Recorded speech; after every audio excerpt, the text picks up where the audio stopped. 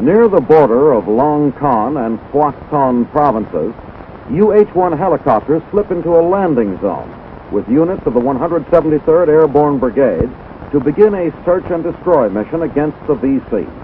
It is 9 March, and Operation Silver City is now underway.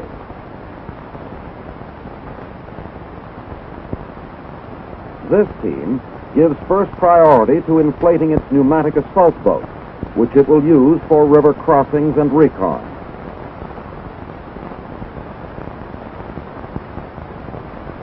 The boats are eased into the nearby stream as the troops prepare to move out. Both the Song Bay and the Songdong Nai rivers flow through the area searched during the operation. The action is taking place in War Zone D, the Viet Cong jungle stronghold located some 50 kilometers northeast of Saigon. Operation Silver City also involved elements of the 1st Infantry Division and the Royal Australian Regiment, as well as troops of the 173rd. The 2-week Allied sweep through the area was planned to hunt and kill or capture the enemy in the notorious Zone D, which the Viet Cong had controlled with virtual impunity for years.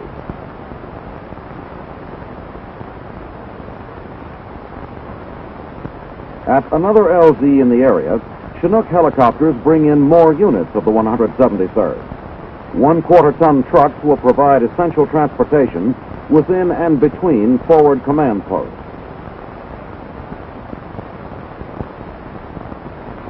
Meanwhile, other Chinooks arrive at pre-selected positions with weapons and personnel of 105mm howitzer batteries. The howitzer crews lose no time in laying their weapons and preparing for fire missions in support of Operation Silver City. In addition to artillery support, numerous airstrikes and bombing runs were directed against the Zone D objectives. In another part of the forest, elements of the 1st Infantry Division were filmed as they struggled against some of the natural hazards of jungle warfare. This M48 tank crew uses machetes and pioneer tools to clear a way through the thick vines and dense undergrowth that had ensnared their vehicle. The tank is cut free, and the column continues on its way.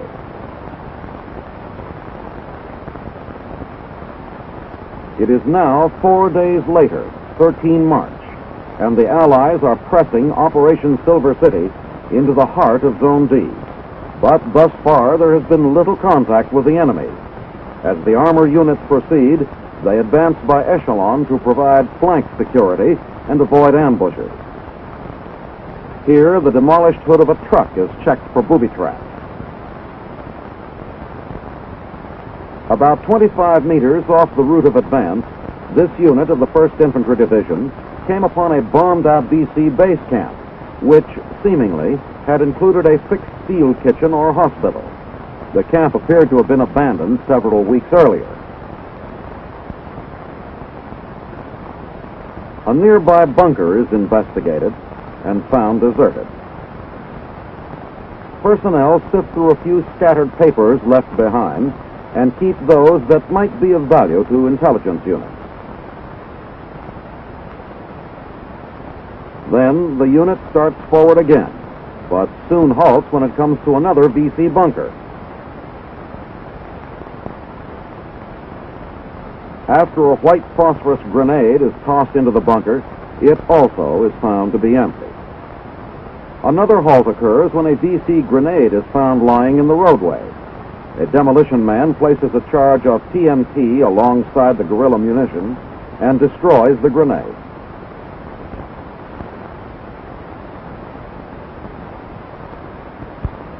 The tanks in the advance guard reconnoiter the woods alongside the trail by fire before the column continues.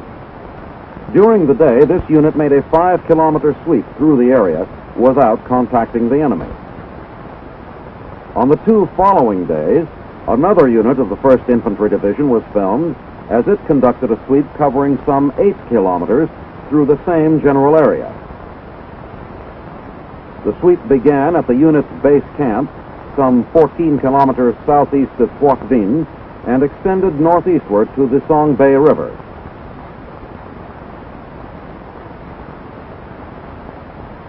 A hut discovered early in the march yielded no Viet Cong, but several supply items, including an outboard motor that had been abandoned by the VC. Some 5,000 ball bearings and several hundred spare parts for bicycles were also found. The outboard motor was prepared for demolition, while the hut and other supplies in it were put to the torch.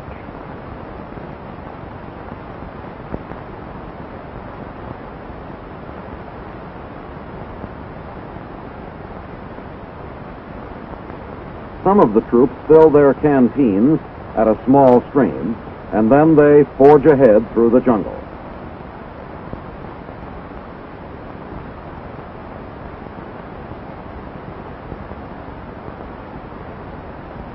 Later on the march, the units emerge into an area that had been pounded by Allied bombs during Operation Silver City.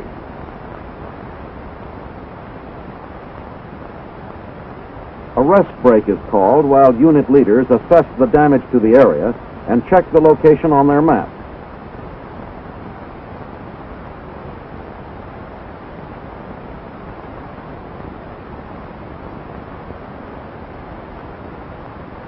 Then it is time to move out once more.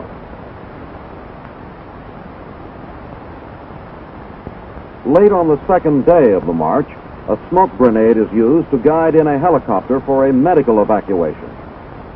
There has been no contact with the enemy during the strange patrol, but combat operations under these conditions take their toll in many ways, including heat exhaustion. Meanwhile, other members of the unit begin clearing resupply LZs as this small, early phase of Operation Silver City comes to its frustrating close.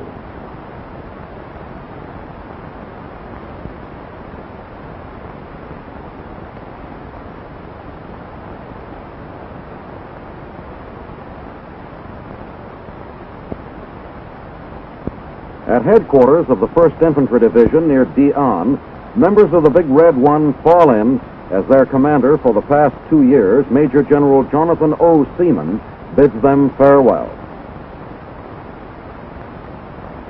At the change of commander's ceremony, the playing of the national anthem is followed by an 11-gun salute. General Seaman and the incoming commander, Brigadier General William E. Depew, troop the line. The ceremony was held on 15 March before composite platoons from the division's 3 brigades and support commands. A special message from the Army Chief of Staff citing the inspiring leadership of General Seaman and the ability of General Depew was read by General William C. Westmoreland, MAC-V commander. General Depew's previous assignment was as General Westmoreland's Chief of Staff for Operations. General Seaman is taking charge of Field Force Vietnam II. This new command, with headquarters at Ben Hoa, will have control of all U.S. ground forces in the 3rd Corps area, which extends from 40 kilometers southwest of Saigon to 150 kilometers northeast of the capital.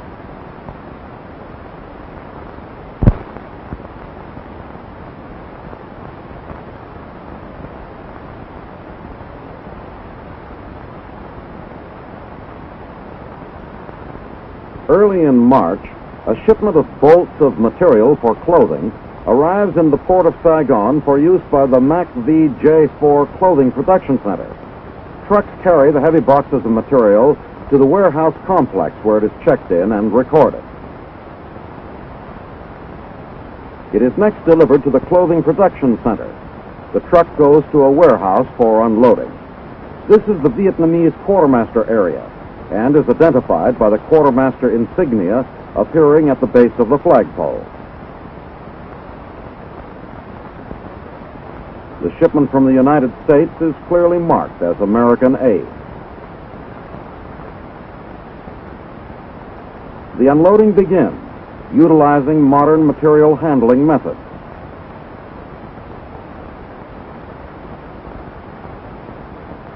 One box is opened for inspection by the Vietnamese officer in charge and the American advisor.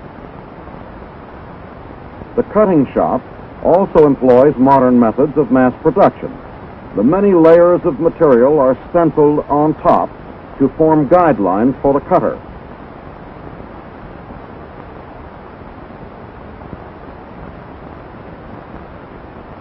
Numerous pieces are cut simultaneously as the electric knife slices smoothly through the many thicknesses of material.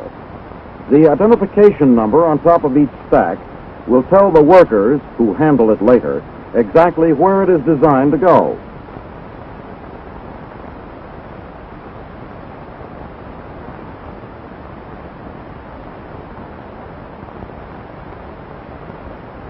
In another building, lines of sewing machine operators stitch the pieces together to form recognizable uniforms. The trousers and shirts take shape while moving through these machines.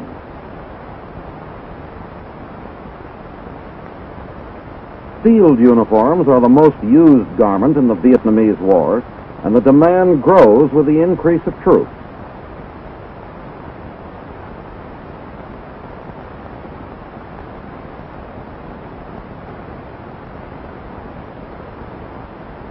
An inspector checks out each piece before stamping his approval on it.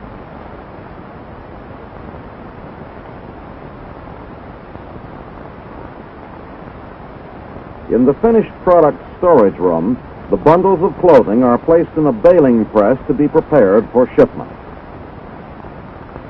A hand-operated ratchet lever compresses the clothing.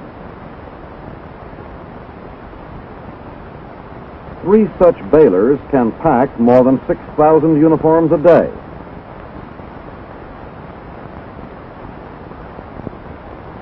This is one of 150 items of clothing manufactured here. Current production at the Clothing Production Center is approximately 100,000 uniforms and 150,000 miscellaneous items of clothing and equipment per month. The cost of labor runs about 10 cents a uniform for cutting and assembly. Over 1,500 civilians are employed in the task.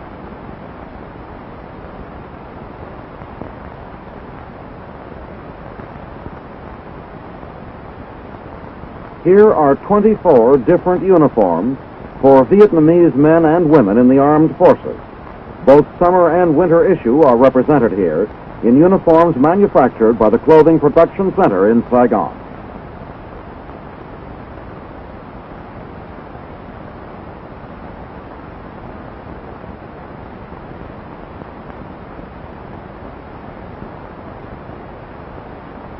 Crushed rock for roadways and construction projects in the Cam Ranh Bay area is mass-produced at this nearby quarry.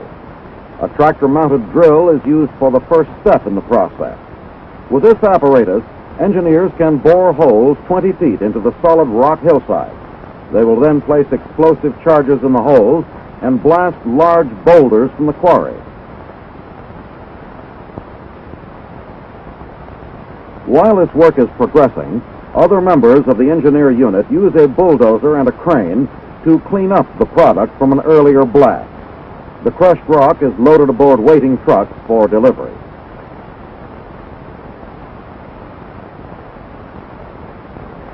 After the initial demolition, smaller explosive charges are placed on the resultant individual boulders. Heavy mud is tamped around the sticks of M2 dynamite to equalize the explosions and to direct their force downward into the large rock.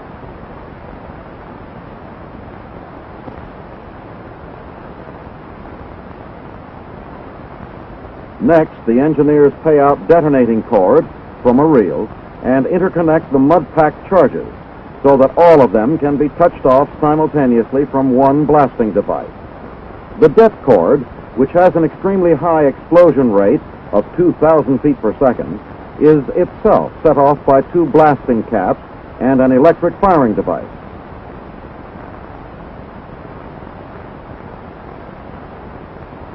The shattering force of the numerous medium-velocity charges rips the boulders asunder. As soon as the fragments and dust settle, the engineers will begin loading the crushed rock and setting up for another blast. In early March, work in the quarry was underway both day and night.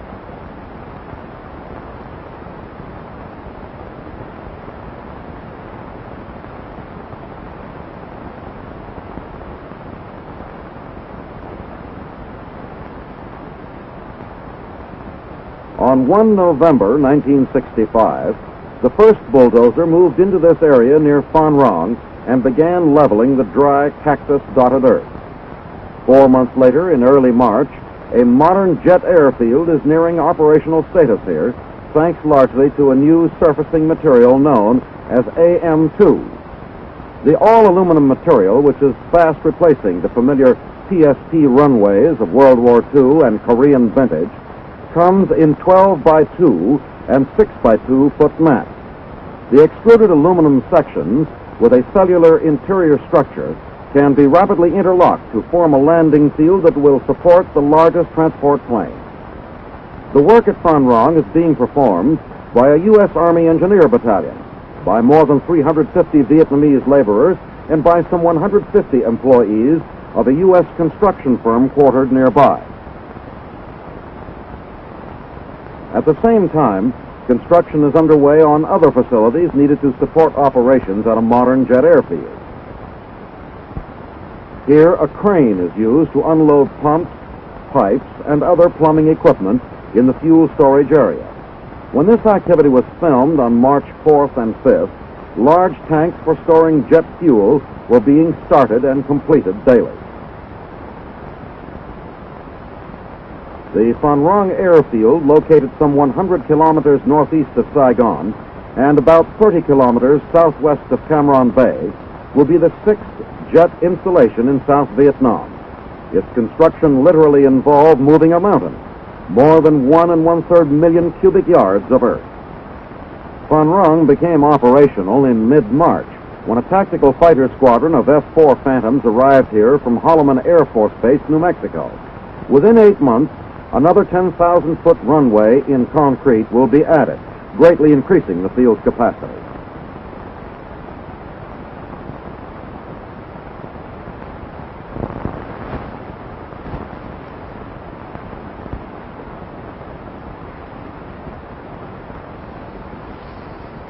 A competition to bridge the Rhine River gets underway on 13 March near Leheim, Germany, between 2 battalions of the 24th Engineer Group.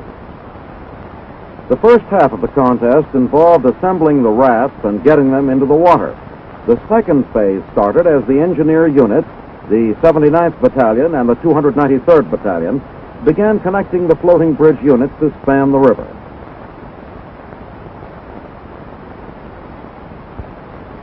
U.S. and Allied officers observe as the contest progresses. 82 floats were used in the construction of each bridge, which was 1,220 feet long, with an overall width of 44 feet and a travelway of 13.5 feet. The 79th Battalion won the contest, completing its span in just under 4 hours.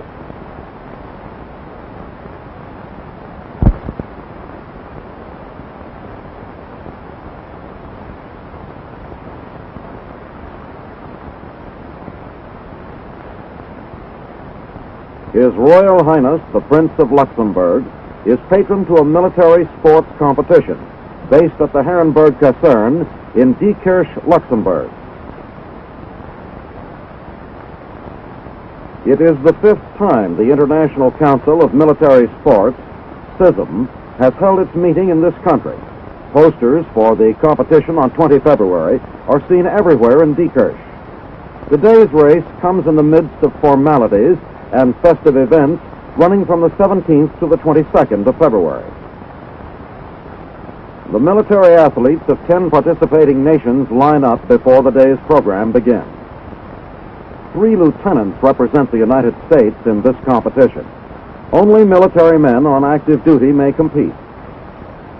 With the firing of the starting gun, the field is alive with movement.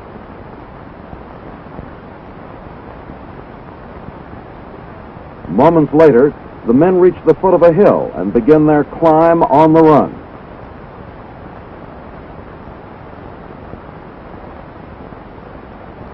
Their feet dig at the steep trail as they fight to keep their place. Then the trail becomes a flight of steps. These races are planned to follow the tradition of the military foot races of the soldiers of ancient Athens. Strength and staying power are tested to the limit in this race. El Gassi of Morocco streaks home first. By now, the contestants are well separated. The two top spots are won by Moroccans. Third place goes to a Spanish contestant. The military meet is considered successful in furthering the sport itself, in developing the character of the contestants, and in mutual understanding of the participating nations.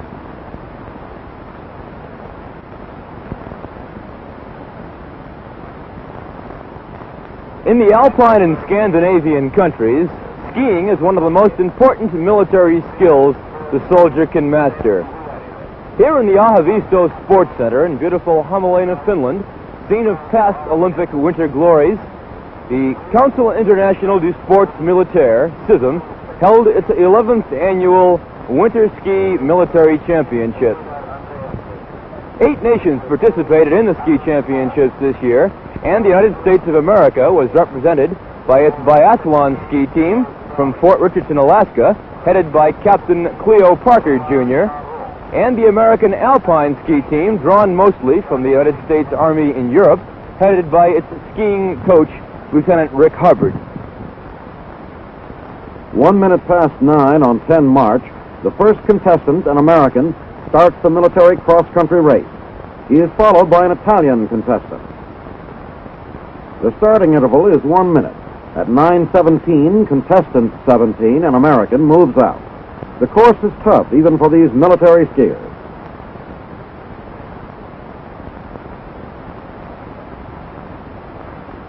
Number 17 reaches the firing point. In the excitement and tension, a vital detail is almost overlooked. In the race against time, hazardous turns like this must be precisely judged. Here, number 23 from America handles himself successfully at this point, but other contestants following him have a harder time of it.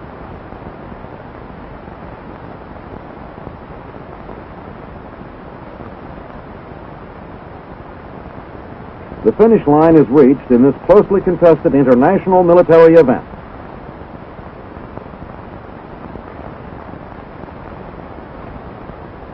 A man who has played a major role in the promotion of these military sports, Brigadier General Royal Hatch, U.S. Air Force, President of CISM, is interviewed by Lieutenant Krinsky.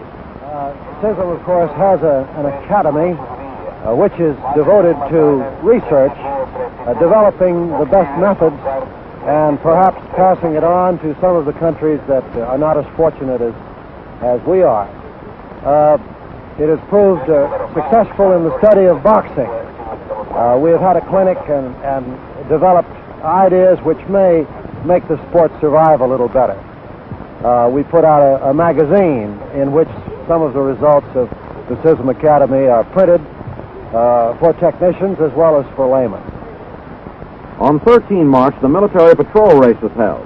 First up, American Team 2 borrows a Norwegian contestant to replace an ill member. This event features 4-man teams performing cross-country skiing and marksmanship.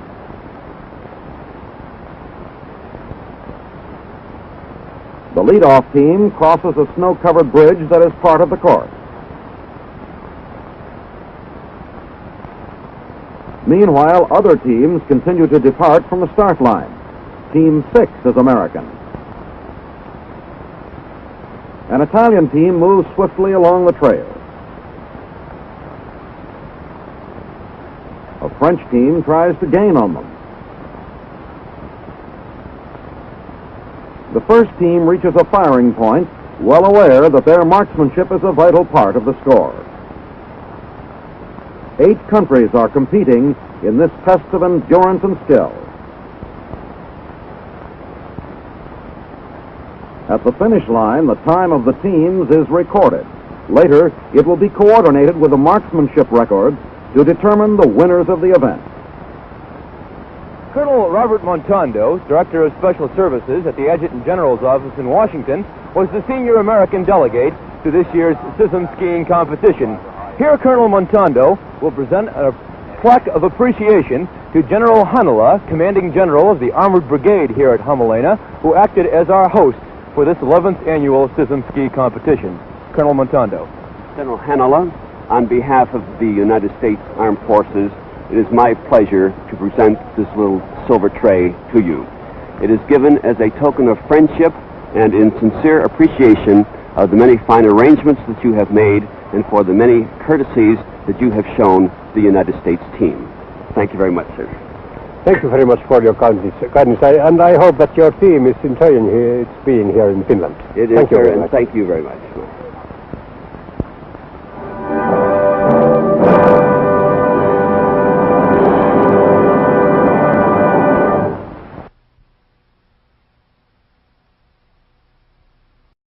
City also involved elements of the 1st Infantry Division and the Royal Australian Regiment, as well as troops of the 173rd. The 2-week Allied sweep through the area was planned to hunt and kill or capture the enemy in the notorious Zone D, which the Viet Cong had controlled with virtual impunity for years.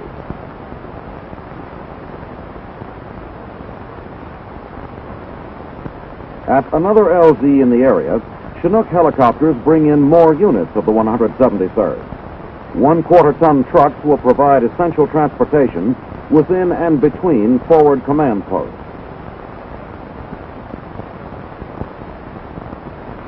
Meanwhile, other Chinooks arrive at pre-selected positions.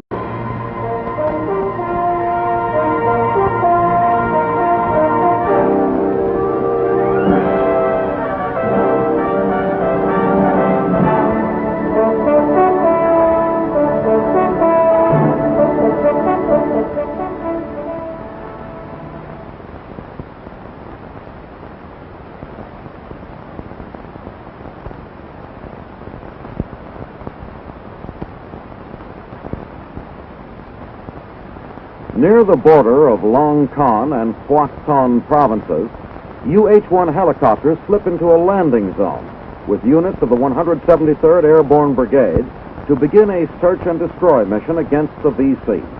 It is 9 March, the tank is cut free, and the column continues on its way.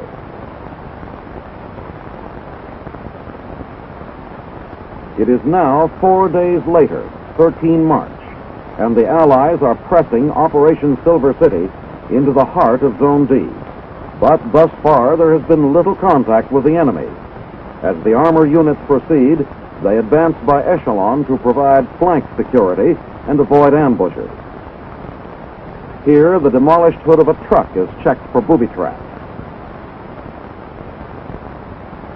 About 25 meters off the route of advance, this unit of the 1st Infantry Division came upon a bombed-out VC base camp, which, seemingly, with weapons and personnel of 105mm howitzer batteries.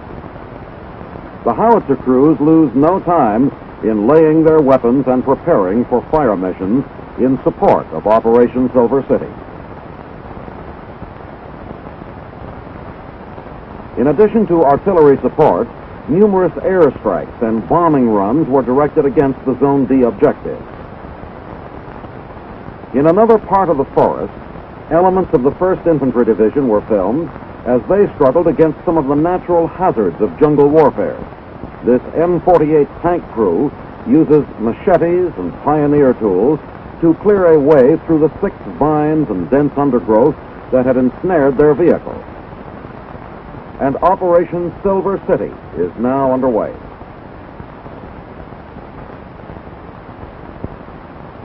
This team gives first priority to inflating its pneumatic assault boat, which it will use for river crossings and recon.